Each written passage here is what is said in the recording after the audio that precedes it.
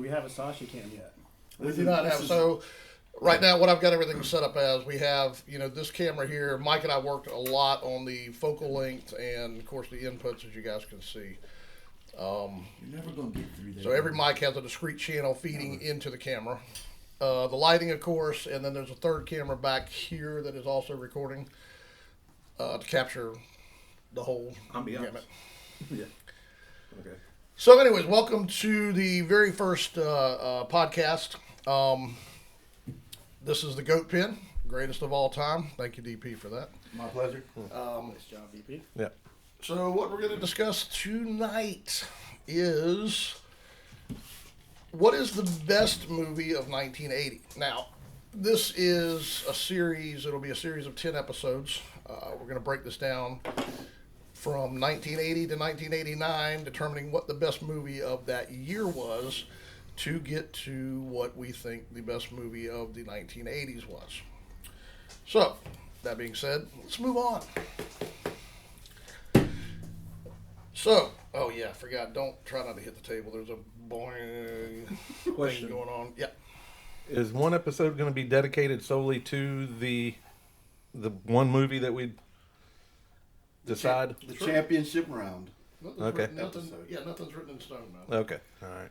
So the one thing I have left, I still need to create the bracket, and as we whittle our way down. So Because getting back to we had this conversation last time, 10 episodes versus 11 episodes for 1980s. Remember that? Because we were talking. Yeah, my math was all. Yeah, A little bit. Don't worry about me. He's a musician, not a mathematician. Yeah, dude. broken shed and numbers don't mix, bro. I'm not a mathematician either, but So we've started. I'll start with my list first. So for 1980, I chose The Empire Strikes Back, Caddyshack, Airplane, The Final Countdown, Dress to Kill, Altered States, Any Which Way You Can, Used Cars, Friday the 13th, and The Blues Brothers. So that's my list. And then we'll go to Stu. So for my list, I also had Empire Strikes Back, I had Caddyshack, Airplane, we've got Blues Brothers, Raging Bull, Smokey and the Bandit 2, Any Which Way You Can, 9 to 5, Friday the 13th, and Cheech and Chong's next movie.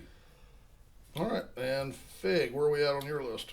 well, sounds a lot alike. Empire Strikes Back, Caddyshack, Airplane, Blues Brothers, Raging Bull, Coal Miner's Daughter, Cheech and Chong next movie, The Shining, Urban Cowboy, Flash Gordon. Flash Gordon. Flash should have been up a little bit higher, but anyways. Well, they're not in particular order. I just wrote down the movies themselves. Yeah. I could only come up with 4 from 1980, and I also had Empire Strikes Back. Looks like it's gonna do real well. Blues Brothers, Caddyshack, and The Shining. Ah, interesting. So a couple of the Shinings on there.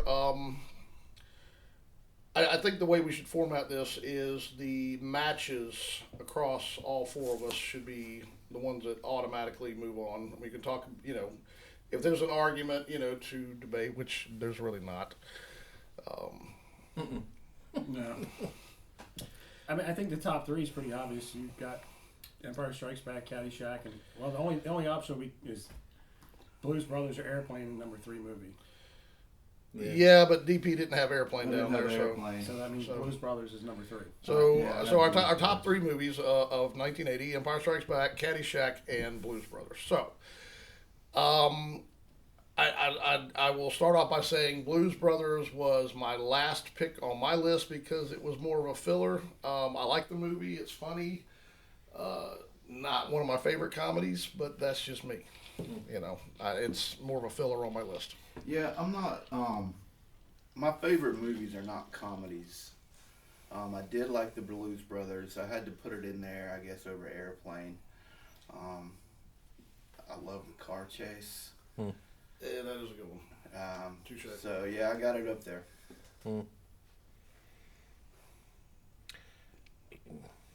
Yeah. There just weren't that many great movies in 1980, to be honest with you. No. There were quite a few really good comedies, though. Unfortunately, there weren't very many of the... And that's kind of why I went, Coal Miner's Daughter, do I really like it? It's all right. Is that like the Loretta Lynn, yeah. life story movie Yeah. or something? Yeah. It was like Tommy Lee Jones's first Yeah. movie, wasn't it? Mm-hmm. Ah. Yeah, it was pretty good. But, and Raging Bull. That was another reason I put that, too. And Urban Cowboy, because they weren't comedies, but, they were all highly decorated movies, though. And they were. I mean, we have an all-star list, and again, this is according to us. This is not an official thing. This is not a, Oh no, this is well, actually, this may be the greatest of all time. yes. So, this is your definitive guide to the decades of the 80s. If you want a movie to watch, you're kind of like, man, I feel like doing something 80s. Check out one of our episodes. It's a huge, beautiful list. Best list ever. All right, so let's talk about Caddyshack for a minute. Now, this absolutely, I still remember the first time I saw it, and I wasn't old enough to understand all the adult humor in it, but I still found myself laughing out loud, at just the raw humor, incredible movie. And finally going back and watching the making of. If you guys have never seen the making of Caddyshack, it is. I have not. Oh my God! Really? Dude, it is so funny. They had all these golf courses lined up, that were going to want to film this, and they're like, "Oh yeah, we're definitely on board." And every single one of them got to the last page where they blow up the golf course. They're like, "No thanks." Also, I think probably quarter of that movie was ad-lib. Chevy Chase, Bill Murray, that whole interaction that Yeah. was not scripted at all. Maybe people know this, maybe they don't. Those two hate each other. They do not get along at all. That goes way back to their Saturday Night Live days. So yeah, there was a lot of animosity on the set. But that being said, that whole scene was filmed in pretty much one take as well. Yeah. But yeah, brilliant movie, brilliant direction. Yeah, you couldn't write some of that stuff. No. I was reading about Rodney Dangerfield and not knowing what action meant. It was an article I read the other day. Well, he's and not every an time- actor. He wasn't an right, actor. Right? exactly. And so Harold Ramis, I think, is who directed, right? Harold Ramis directed that. Yeah. It was talking about he ended up having to tell him, all right, Rodney, do your bit, is how Rodney would start instead of action, because every time he said action, Rodney wouldn't do shit. That's funny. I didn't know that. Yeah, it's an all-time classic. The Gopher, the interaction between Bill Murray and the Gopher, which I think actually he was the only one that was that actually interacted with the Gopher, if I'm not mistaken. Gopher drove him crazy. Yeah.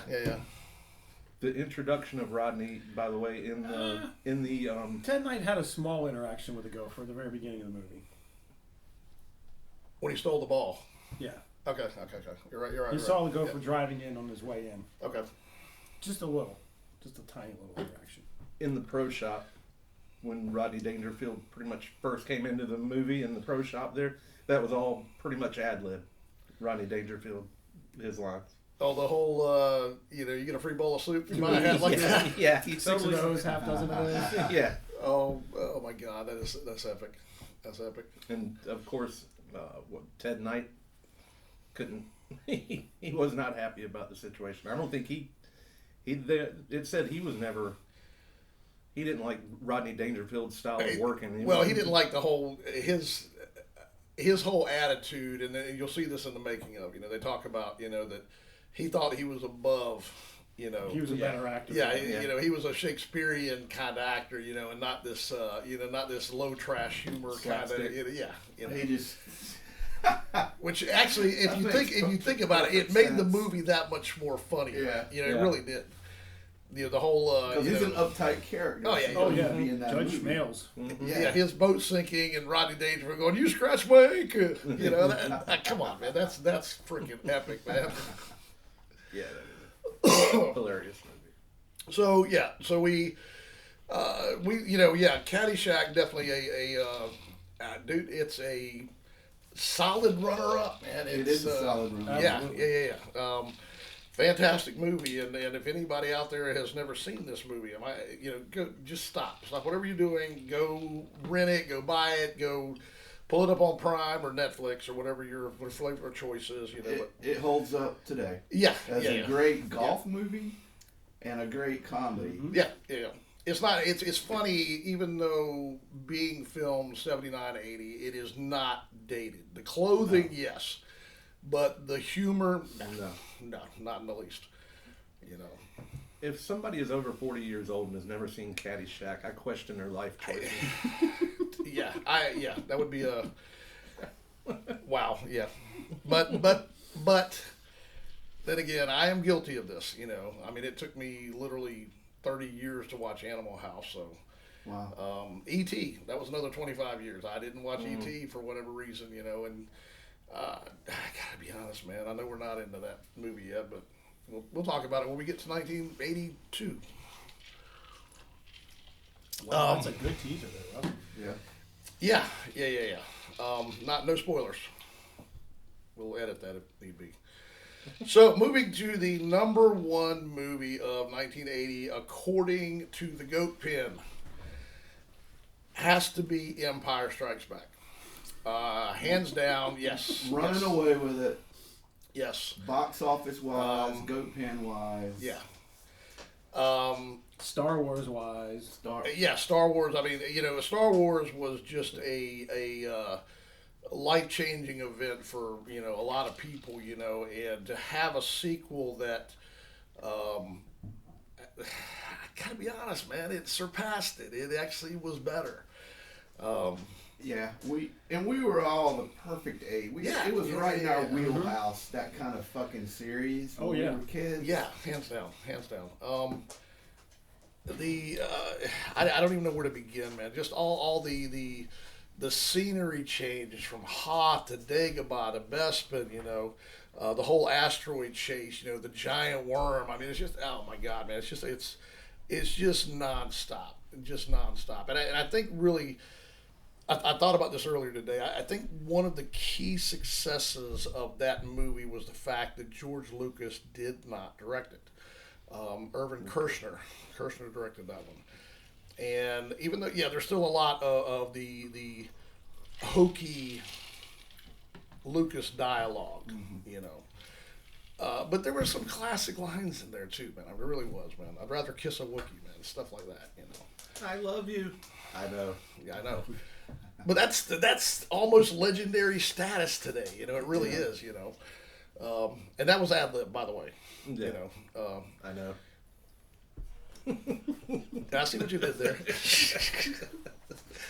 So, it just, as far as Star Wars movies, as far as 1980 goes, I mean, it's just, I don't know how you could get much better than that. I don't. No. Like, even if you watch the Matrix trilogy, it's modern. It's modeled on Star Wars, and the second Matrix movie is so much like The Empire Strikes Back in so many ways. The way it has the cliffhanger at the end. Right. Huh. Might as well copy a winning formula. Yeah, exactly. Well, they did it for the sequels, They tried. Well, yeah, I mean, it was... They attempted, but Yeah. you mean the This is Sasha, you mean the by the way. prequels? No, not the prequels, the sequels. The sequels, The sequels, okay. definitely. I mean, the whole...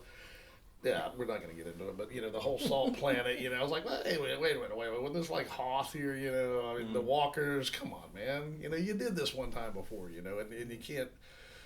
It's like Jaws. You can't remake that movie. It's never going to happen. No, you can't.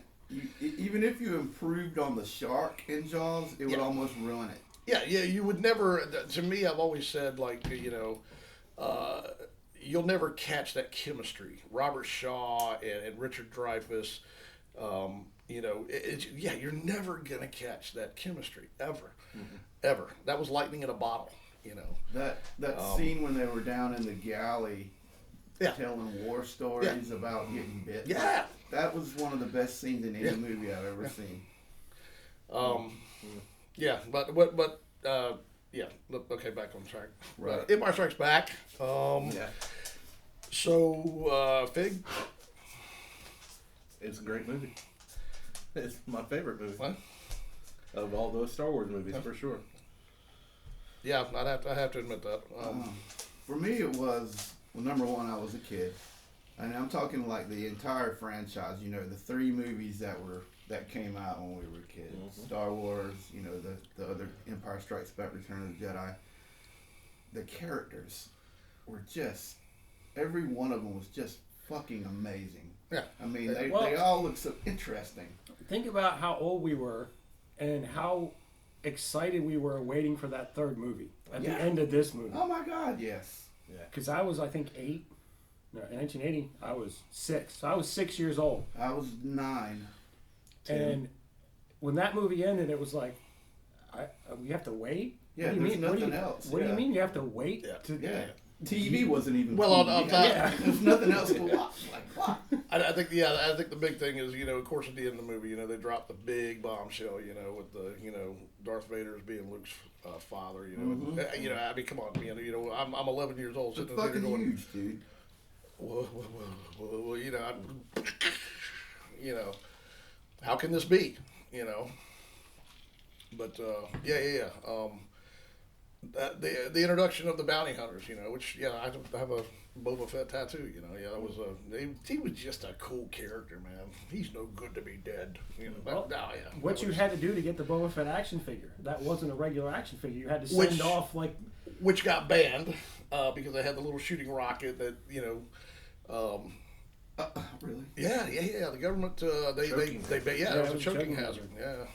So yeah, if you got one of the original send-off Boba Fett's with the shooting rocket, that thing's worth a fortune now. Someone needs to ask Gary Dumas if he has that. He probably does. He's got every Fortune. fucking thing. he's up. probably got a Yeah. couple in the box unopened. Yeah. Yeah. Not even joking. Yeah. No. So yeah, there was that was a big thing. And then I think I'd have to go back and look. I think there was some kind of prototype, like of an unpainted Boba Fett figure or something like that.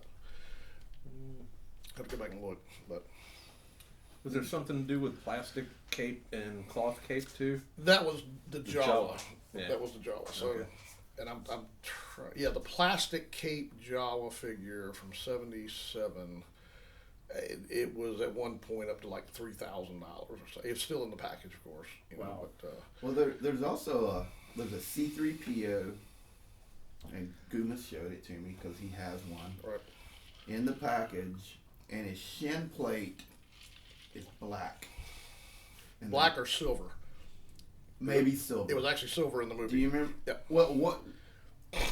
This one is very rare. Whatever color that one shin plate is Yeah. is not. It's not the right color. Right. Or Well, something. and again, if you go back and watch the original Star Wars, you'll see that as well. That one shin, that thing is actually silver. It's not gold. So it was a spare part. You know.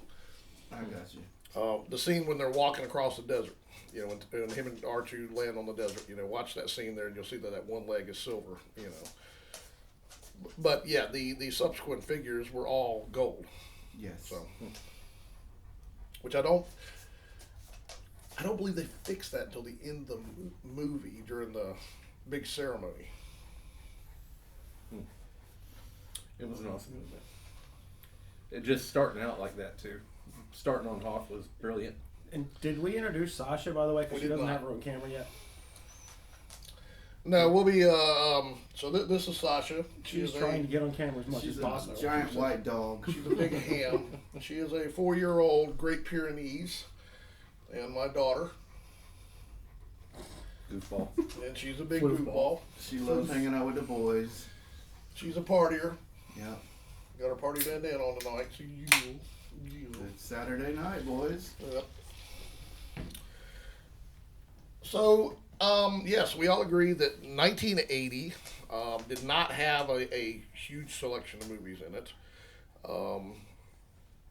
Again, some of these, you know, it's kind of cool to talk about the one-offs, which we'll get to in a minute. But yeah, we all feel that Empire Strikes Back was the best movie of 1980.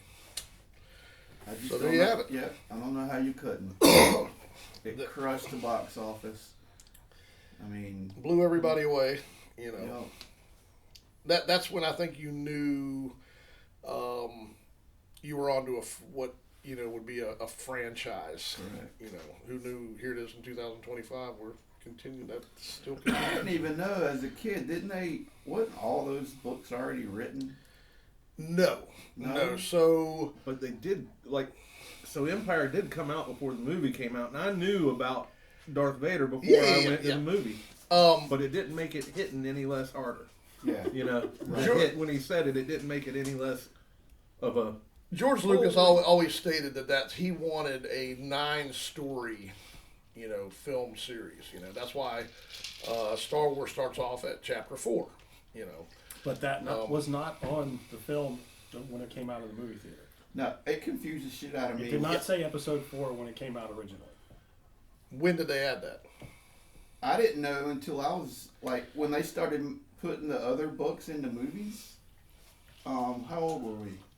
I had no idea there were 3 installments before Star Wars Yeah. until I was at least 30 Yeah. fucking years old. I didn't Yeah. have no I don't know idea. when they added it, episode 4, but I know when it was in the theaters in 1977, that was not there. Sure. That makes sense. You sure in the scroll it didn't say it? That's what he said.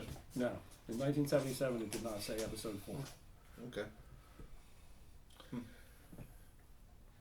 That movie's been changed so many times. Like, if you Oh, yeah. watch what we saw in the theaters in 1977, it would look nothing like anything you've seen since.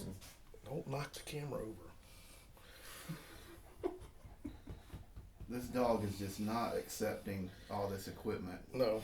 Hey, over here. Hey, over here. She was laying down a few minutes ago. Yeah, I know. Come on, move. She needs a little. She There's needs a a spot little, right through there. a little back alley. So you can Yeah. get around. Yeah. You're so goofy. Yeah, this I don't know if you can see her, but this is Sasha. She's a pretty girl. So yeah, it was from Lucas's. You know, his original vision was a 9 series. You know, this started in the middle.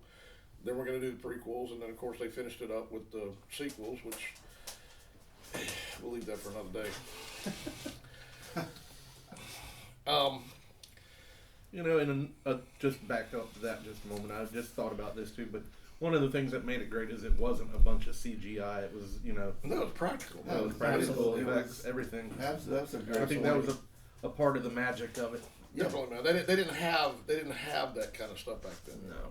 Well, it was slowly coming around, and they were on the cutting edge of it. Lucas, Oh yeah, you know, what is it? What's that name? industrial light and magic. Yeah, I don't know. Yeah, they I got a whole coffee table book on stuff that they've done, man. It just, you know, I looked through it and I'm like, I had no idea.